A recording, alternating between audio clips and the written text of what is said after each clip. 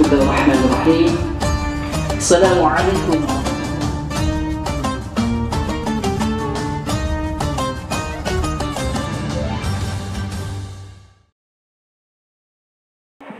Assalamualaikum warahmatullahi wabarakatuh. Alhamdulillahirabbil alamin. Wassalatu wassalamu ala asyrafil anbiya'i wal mursalin Sayyidina Muhammadin wa ala alihi wa sahbihi ajma'in. Rabbi shrah li sadri wa yassir li amri wahlul 'uqdatam min lisani yafqahu qawli. Subhanaka la ilma lana illa ma 'allamtana innaka antal alimul hakim. A'udzu billahi minasyaitonir rajim. Bismillahirrahmanirrahim. Ya ayyuhalladzina amanu kutiba 'alaikumus syiyam kama kutiba 'alal ladzina min qablikum la'allakum tattaqun. Segala puji hanya milik Allah. Shalawat serta salam marilah kita curah limpahkan kepada Nabi Muhammad SAW, kepada segenap keluarganya, para sahabatnya, para tabi'in, atba'ut tabi'in, dan mudah-mudahan sampai kepada kita selaku umatnya. Amin ya rabbal alamin. Hadirin rahimakumullah, pada siang hari ini kita patut bersyukur kepada Allah Subhanahu wa Ta'ala, masih diberikan kemampuan, kekuatan, sehingga dengan itu semua kita bisa menunaikan ibadah saum sampai hari ini.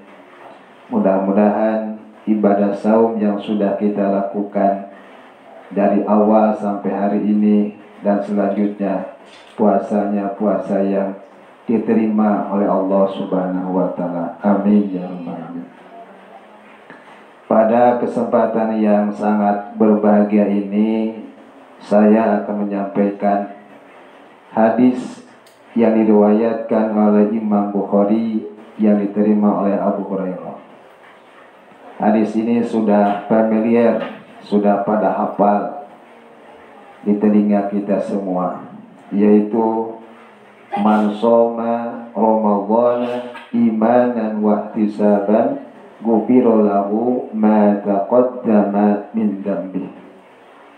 Wa fi riwayatin man shoma ramadhana man qama ramadhana imanan wa ihtisaban ghufira lahu ma taqaddama min dhanbi.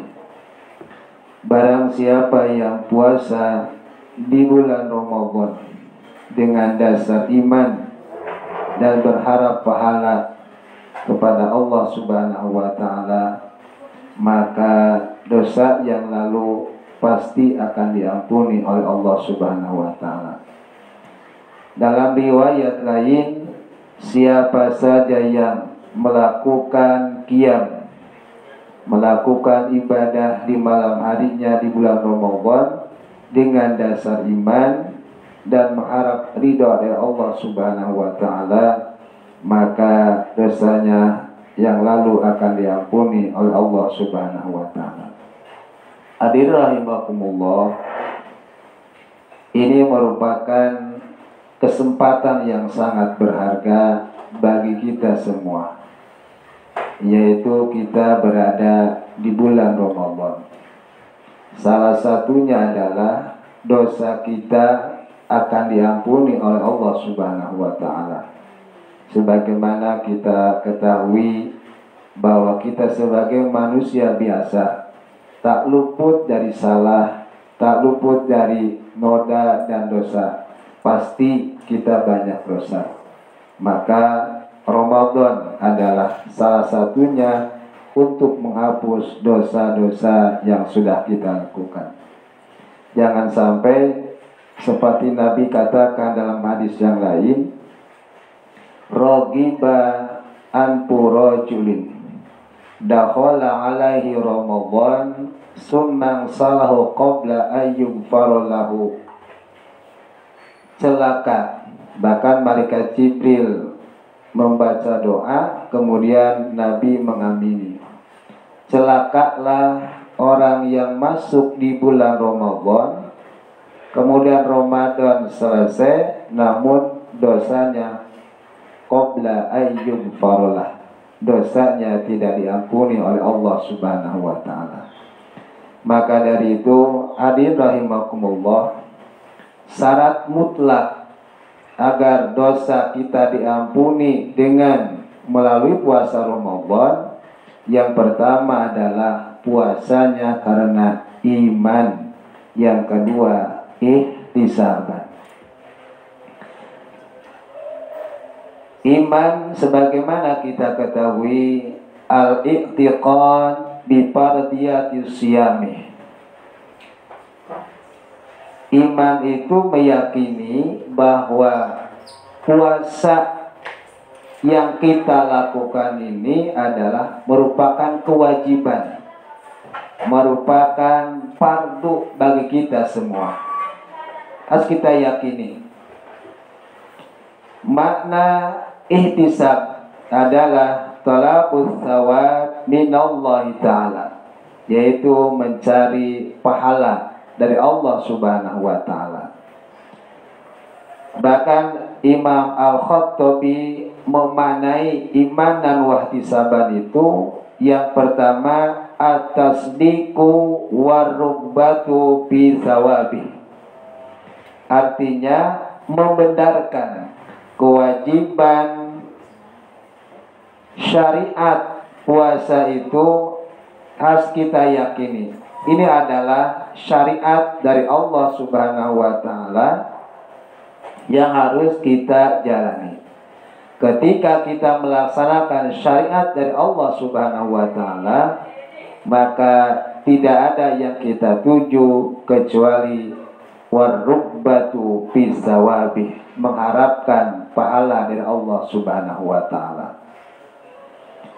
Banyak sekarang yang melaksanakan puasa karena malu, atau karena lingkungan, atau karena komunitas.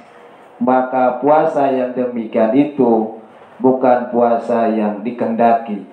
Tapi yang puasa dikehendaki oleh Allah Subhanahu wa ta'ala adalah puasa yang betul-betul mengharapkan keriduan dari Allah Subhanahu wa ta'ala. Hadirin rahimakumullah.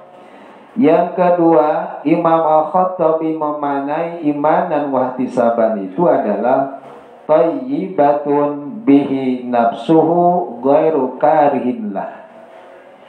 Melaksanakan puasa itu dengan senang hati tanpa ada paksaan, dijalani dengan tulus, dijalani dengan ikhlas, walaupun tantangan rintangan kita hadapi. Karena ada yang kedua adalah thayyibatun bihi nafsu ghairu kari, tanpa ada paksaan dari siapapun. Itu yang kedua. Ketika kita melaksanakan qiyamul lail, bangun malam, melaksanakan ibadah sunat, sholat tarawih, baca Quran, dan lain sebagainya, itu pun betul-betul akan kita nikmati. Nikmati bangun malamnya, dinikmati melaksanakan sholat tarawihnya tanpa ada paksaan.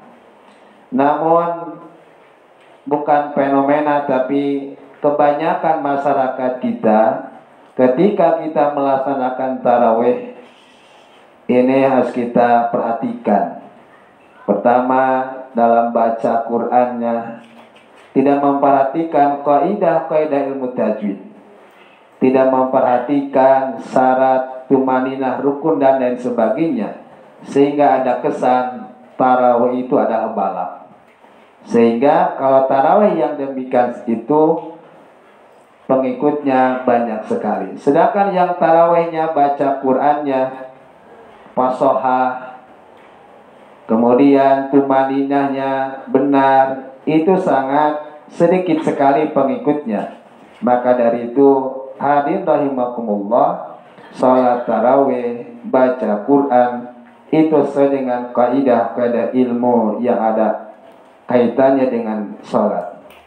Maka dari itu hadirin rahimakumullah, laksanakanlah sholat tarawih thayyibatun bi nafsuh ghairu kari, dengan penuh rasa, penuh semangat, senang hati melaksanakan tarawih. Karena tarawih itu sendiri adalah sholat yang santai, istirahat, tidak terburu-buru. Hadirin rahimakumullah, Imam Al-Khattabi memaknai, menafsirkan iman dan wahtisaban. Yang ketiga adalah wala mustasqilun di ayyamih, tidak merasa berat menjalani ibadah puasa, tidak merasa berat menjalani qiyamul lail, tidak merasa berat melaksanakan tadarus dan lain sebagainya. Kalau kita lihat ke belakang, ketika perang Badar, perang pertama kali yang dilaksanakan oleh umat Islam, itu terjadi pada tanggal 17 Ramadan tahun kedua Hijriah. Umat Islam pasukannya 313 orang, sementara kaum musyrikin adalah 1000 orang. Dengan semangat mencari keriduan dari Allah Subhanahu wa taala, dengan semangat li'ila kalimatillah, menegakkan agama Allah, mereka menenteng senjata, mereka memakai pakaian baju besi, sedangkan siang harinya mereka juga puasa, tapi tidak menjadi alasan untuk malas-malasan untuk melaksanakan perang. Sehingga dengan semangat jihad di jalan Allah walaupun dalam keadaan puasa, maka perang Badar bisa dimenangkan oleh kaum muslimin. Hadirin rahimakumullah, maka dari itu tidak ada alasan kita untuk leha-leha untuk melaksanakan aktivitas sehari-hari walaupun dalam keadaan puasa. Hadirin rahimakumullah, jadi kalau kita memiliki 3 hal yang tadi, pertama atasdik warubatu bisawabi, membenarkan bahwa puasa itu kewajiban dari Allah Subhanahu wa taala, kemudian dilaksanakan dengan tulus ikhlas, kedua merasa senang, yang ketiga tidak merasa berat, maka insya Allah puasanya man shoma ramadhana imanan wa ihtisaban ghufira lahu ma taqaddama min dhanbihi. Puasa yang kita lakukan akan menghapus dosa-dosa yang sudah lalu. Namun sebaliknya, kalau kita tidak seperti itu, puasanya terpaksa tidak karena Allah, kemudian merasa berat melaksanakannya, tidak merasa senang melaksanakannya, maka pantas, kata Nabi menyampaikan dalam hadisnya, kam min shaimin laisa lahu min siyami ilal ju' wal atas. Banyak orang yang puasa namun tidak mendapatkan dari puasanya kecuali lapar dan haus. Hadirin rahimakumullah, terakhir dari saya menyampaikan pesan, maka puasa ini jadikan puasa yang terakhir bagi kita, puasa yang terakhir bagi keluarga kita. Bisa jadi di tahun depan, di Ramadan depan, tidak akan bertemu lagi dengan Ramadan. Maka dari itu, jadikan puasa tahun ini merupakan puasa yang terakhir bagi kita, sehingga kita melaksanakannya dengan penuh rasa keikhlasan, penuh dengan rasa senang, dan kita menginginkan bahwa setiap tahun adalah Ramadan. Itu saja yang bisa sampaikan pada kesempatan yang berbahagia ini. Mudah-mudahan ada manfaatnya. Wallahul muwaffiq ila aqwamit thoriq. Assalamualaikum warahmatullahi wabarakatuh.